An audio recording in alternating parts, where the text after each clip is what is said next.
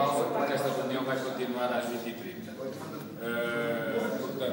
Portanto, aqui, neste momento, continuamos a ter são profundos desacordos relativamente a aspectos tão essenciais, digamos, para os professores, como sejam, por exemplo, o facto de continuar absolutamente ausente um modelo de vinculação, um regime de vinculação de professores. E, portanto, neste momento continua perfeitamente, sem qualquer tipo de regulamentação, a possibilidade do professor estar aos 10, 15 ou 20 anos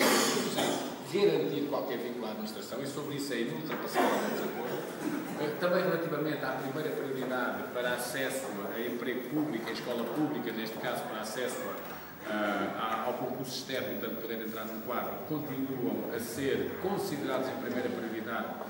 docentes provenientes de estabelecimentos privados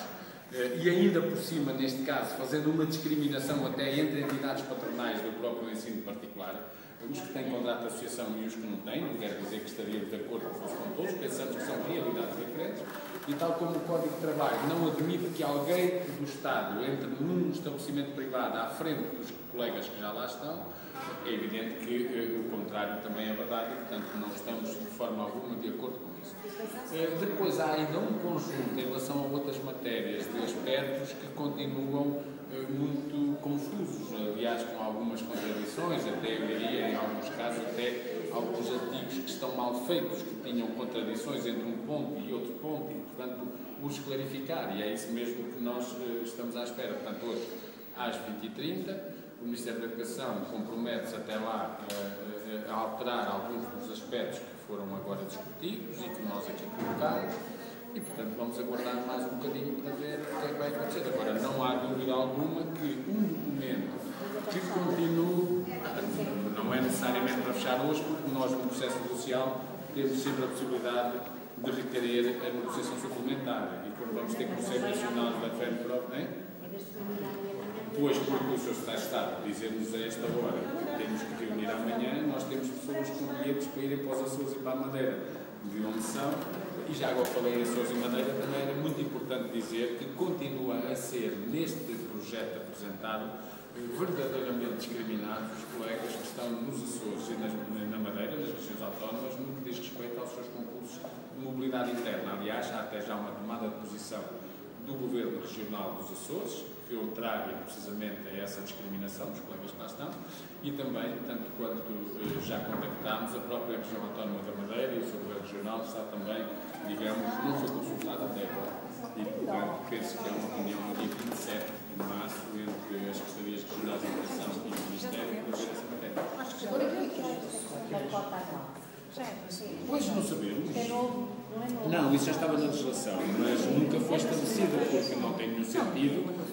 o Ministério das Finanças dizer este ano só se podem contratar 5.000 professores e depois são precisos 17.324, não é? Portanto, mas isso já estava na legislação, só que nunca houve qualquer... Não, disso eram apenas que já estavam na legislação. Aliás, em relação a algumas matérias, limitam-se a dizer que está na legislação e, portanto, já estava na legislação, não quer dizer que estivesse bem, não é? Portanto, nós propusemos que tirássemos, porque ninguém cota à cabeça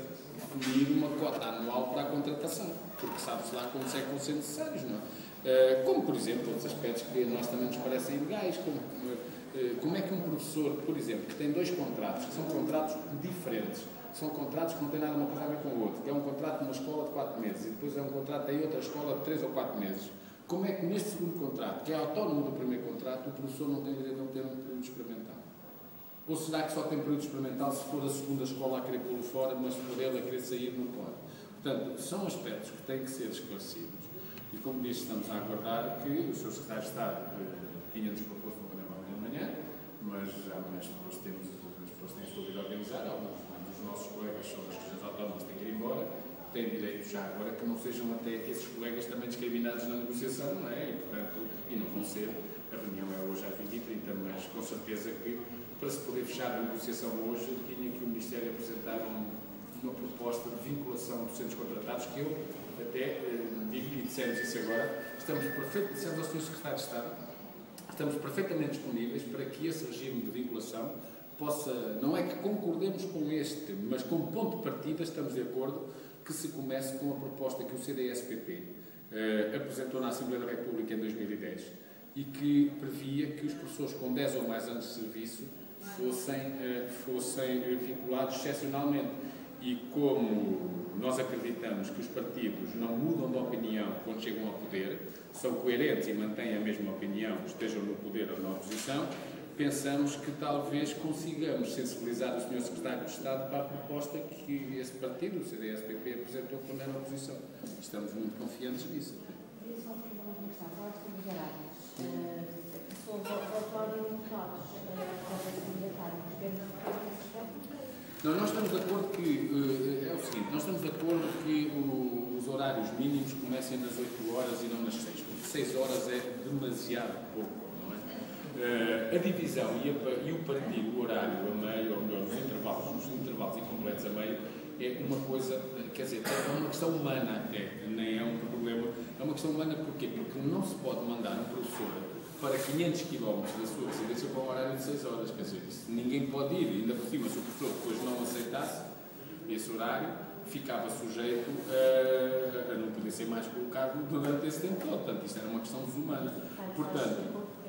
aquilo que... Não, disse apenas que tinha proposto isso. Aquilo que nós defendemos é que sejam horários, nós pensamos que os horários com 20 ou 21 horas letivas já devem ser considerados horários completos. E não apenas a partir das 22, porque na verdade o que acontece nas escolas é que o professor, quando é colocado no horário de 21 horas, quando lá chega tem no mínimo mais uma direção de turma e já tem o horário completo, e portanto parece-nos a nós que no intervalo, deveria haver um intervalo das 8 às 13 horas, no outro das 14 às 19 e a partir das 20 ser considerado horário completo, com a obrigatoriedade da escola completar as horas que faltam. Portanto, foi aquilo que nós aqui contrapropusemos, sendo que, na verdade,